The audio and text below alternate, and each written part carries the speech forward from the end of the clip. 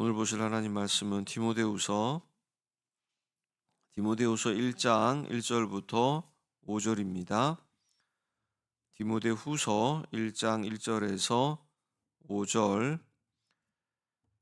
하나님의 뜻으로 말미암아 그리스도 예수 안에 있는 생명의 약속대로 그리스도 예수의 사도된 바울은 사랑하는 아들 디모데에게 편지하노니, 하나님 아버지와 그리스도 예수 우리 주께로부터 은혜와 긍휼과 평강이 내게 있을지어다.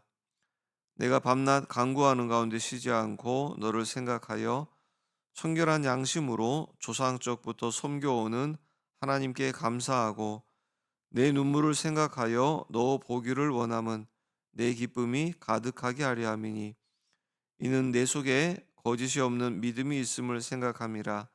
이 믿음은 먼저 내 외조모 로이스와 내 어머니 유니게 속에 있더니 내 속에도 있는 줄을 확신하노라. 아멘. 오늘을 세대를 잇는 거짓 믿음이라는 제목으로 주의 말씀 전하도록 하겠습니다. 사도 바울은 4차 전도 여행 중에 드로아에 있는 이 가보의 집에서 로마 병사들에게 체포되어집니다. 그래서 로마로부터 다시금 압송되어서 두 번째로 투옥이 되어집니다. 자, 이때는 이제 두 번째 투옥되어졌을 때는 1차 때와는 달리 모든 자유를 다 박탈당한 채 쇠사슬에 매여서 고통 가운데 있었습니다. 이제 바울은 자신의 죽음을 예견하고 디모데의 이 사명감을 더욱더 강하게 하고 또 그를 만나기 위해서 오늘 디모데 후서 두 번째 서신을 남기게 됩니다. 바울은 오늘 본문 1절을 통해서 먼저 자신의 사도권을 강조하고 있습니다. 사실 디모데전서 1장 1절에서도 우리 구주 하나님과 우리의 소망이신 그리스도 예수의 명령을 따라 그리스도 예수의 사도된 바울은 이라고 하면서 디모데전서에서도 이미도 자신의 사도권을 강조했었습니다. 왜냐하면 디모데전서를 쓸 때에는 에베소 교회에 이 거짓 선생들이 바울의 사도권에 관하여서 문제시하였기 때문입니다.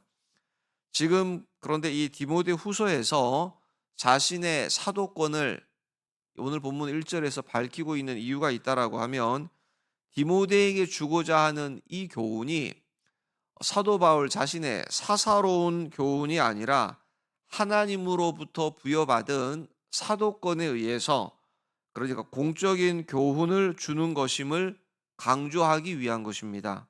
그러기에 디모데 역시도 이 바울의 교훈을 하나님의 말씀으로 온전히 잘 듣고 순종해야 하는 것입니다. 그래서 바울이 이러한 이유로 다시금 1절을 보시면요, 하나님의 뜻으로 말미암아라는 표현을 사용합니다.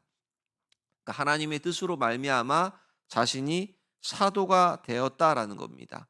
이 말 속에는 그러니까 하나님께서 자신의 선하신 뜻 가운데에 자신을 이방인의 구원을 위한 복음 전파자로 자신을 택하여서 부르셨다라는 것이 포함되어져 있습니다. 우리가 잘 알고 있는 사도행전 9장 15절에 이 사람은 내 이름을 이방인과 임금들과 이스라엘 자손들에게 전하기 위해 택한 나의 그릇이다 라고 밝히고 있는 것처럼 말입니다. 바울은 곧 죽음을 맞이하게 되는 이 로마 감옥에 갇힌 상태에서 자신의 사명이 무엇인지를, 그리고 또한 이 사명이 누구에게로부터 주어진 것인지를 분명히 알고 있었습니다. 그래서 지금의 이 감옥 안에서 너무나도 외롭고 추운 여기에 갇혀서 이제 곧 죽음을 기다리고 있는 이 상황 가운데에서도 사도로 살아왔던 지금까지의 이 모든 삶을 후회하지 않고 자랑스럽게 여기며 지금 이 편지를 써내려가고 있습니다. 오늘을 살아가고 있는 저와 여러분도 마찬가지로 어쩌면 정말 힘들고 쉽지 않은 고단한 삶을 살면서도 또 주의 약속의 말씀과 같이 기뻐해야 하는 이유, 또 감사의 제목을 찾아야 하는 이유가 있다라고 하면 오늘 우리의 존재됨의 그 모든 근거와 우리 인생에 정말 참 소망이 어디에 있는지를 분명하게 하는 것에서부터 나온다라는 것입니다.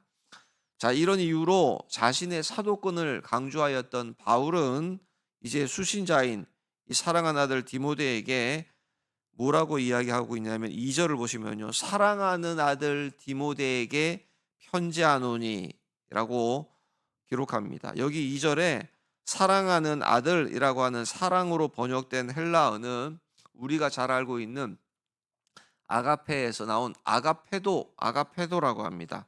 그러니까 단순한 사랑, 애정 이상으로 존경을 담아서 내 존경하는 마음을 표현할 때 사용하는 단어입니다. 지금 이 디모데에 대한 그러니까 바울의 각별한 애정과 친밀감을 드러내면서 바울이 비록 나이는 어리지만 자신의 아들과 같은 디모데이지만 그를 육신의 아들 이상으로 내가 귀하게 여기면서 특별히 동역자로서 복음을 향한 동역자로서 매우 존경하고 있음을 지금 보여주고 있는 표현입니다.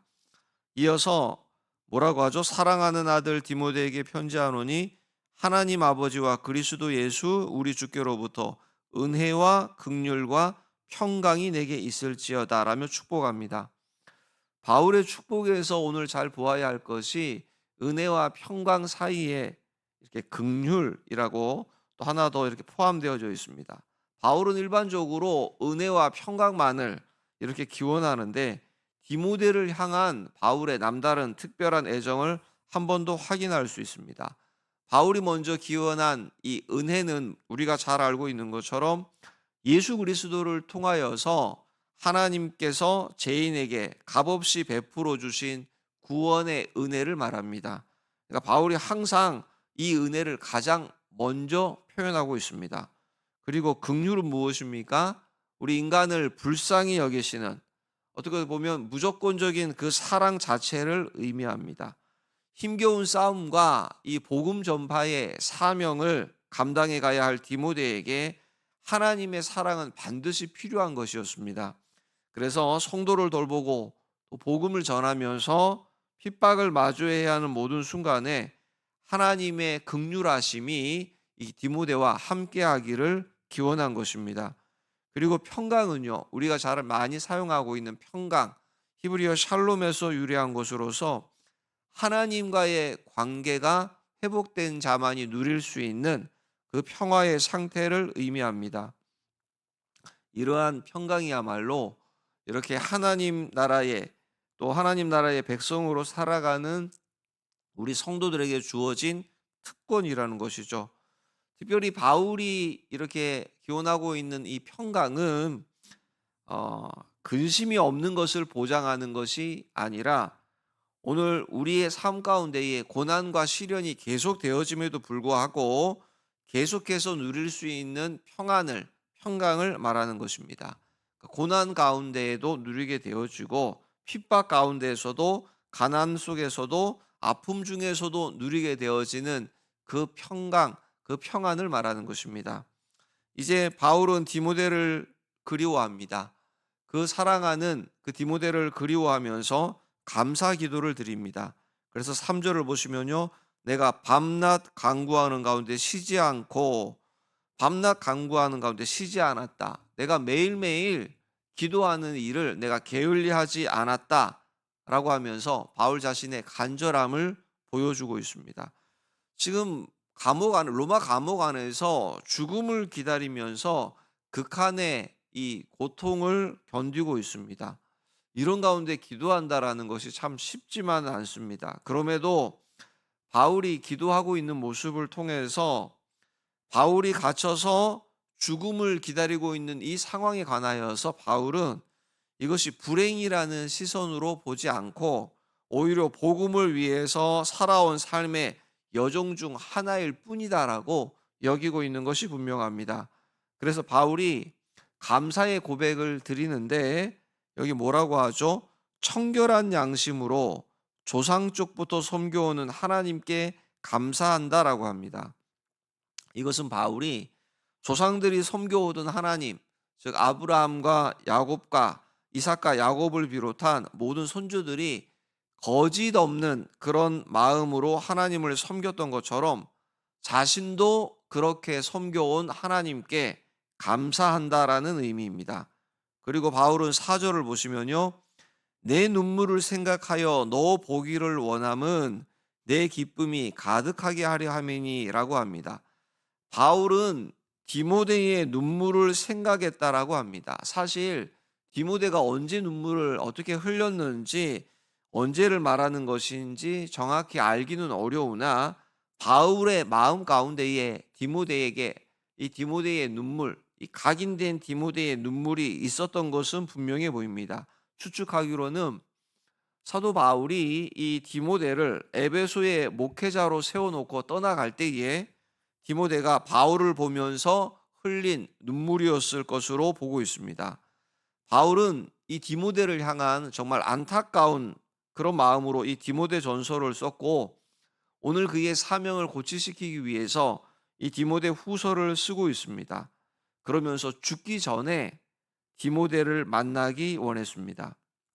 자, 바울이 죽기 전에 디모데를 만나고 싶다, 만나기 원하는 그 이유에 관해서 무엇이라고 이야기하냐면 4절 후반절에 보니까요. 내 기쁨이 가득하게 하려 함이다라고 말씀합니다. 바울은 지금 로마 감옥 가운데에 투옥되어져 고난 중에 있습니다. 살아날 가망성이 없습니다. 이제 풀려날 이런 가망성이 없이 죽음만을 기다리고 있는 그런 형편입니다. 이로 인해서 이제 사도 바울은 끝났어. 이제 저희는 못 나올 거야. 이제 저의 복음 전도 사명은 여기가 끝인가 보다. 모든 이들이 하나둘씩 다 떠났습니다. 그런 가운데 바울은 디모데를 만나서 기쁨을 채우고 싶다라고 표현합니다. 물론 바울은 예수님께서 자신과 함께 동행하고 있음을 알고 있습니다. 함께 하시는 예수님으로 말미암아 충분하다는 것도 알고 있습니다. 자, 그럼에도 바울은 만나면 내게 힘이 되어지고 위로가 되어지고 또 기쁨이 충만해지는 그런 사람이 있는데 바울에게는 바로 아들이며 동역자인 디모데가 그런 존재였다라는 것입니다. 오늘 저와 여러분 우리에게도 이런 사람이 있습니까? 우리는 다른 이들 가운데에 또 이런 존재가 되어주고 있습니까? 기쁨을 나누어 줄 수 있는 이 사람 때문에 참 힘이 되어지고 또 위로가 되어지는 그런 귀한 은혜 아래 있는 또 저와 여러분 우리가 되기를 축복합니다. 오늘 이 바울이 디모데를 만나면 기쁨이 가득해지는 이유에 관하여서 5절에 이렇게 말씀합니다. 이는 내 속에 거짓이 없는 믿음이 있음을 생각함이라. 그러면서 이 믿음은 먼저 내 외조모 로이스와 내 어머니 유니게 속에 있더니 내 속에도 있는 줄을 확신하노라 라고 했습니다. 디모데는 거짓이 없는 오늘 믿음을 소유한 인물이다라는 것입니다. 거짓이 없는 믿음이라는 것은 불순한 동기가 없는 순수한 믿음을 말하는 것입니다. 우리 믿음의 신앙이 이렇게 그 목적이 동기가 다분히 우리 인간적인 육적인 것이 계산적인 것이 많이 있을 수 있는데 오늘 성경은 거짓이 없는 믿음, 불순한 동기가 없는 순수한 믿음이다라고 말씀합니다. 바울은 디모데가 거짓이 없는 믿음을 소유할 수 있었던 이유에 대하여서 이 믿음은 내 외조모 로이스와 어머니 유니게 속에 있더니 내 속에도 있는 줄을 확신하노라 라고 하면서 어머니와 할머니를 통한 믿음을 가지고 있었다라고 지금 밝히고 있습니다. 분명한 것은 디모데는 이 엄마 그리고 또 할머니 이들의 훌륭한 믿음의 본을 보여주신 이걸 보며 자랐다라는 것입니다. 이러한 믿음의 유산을 물려받은 디모데는 바울에게 기쁨을 채워주는 그런 인물이 되었다라는 것입니다. 바울 자신도 선조들의 이 청결한 양심을 본받아서 신앙을 지켜냈고 오늘 이 디모데도 어머니와 할머니의 믿음을 보면서 신앙을 지켜냈습니다.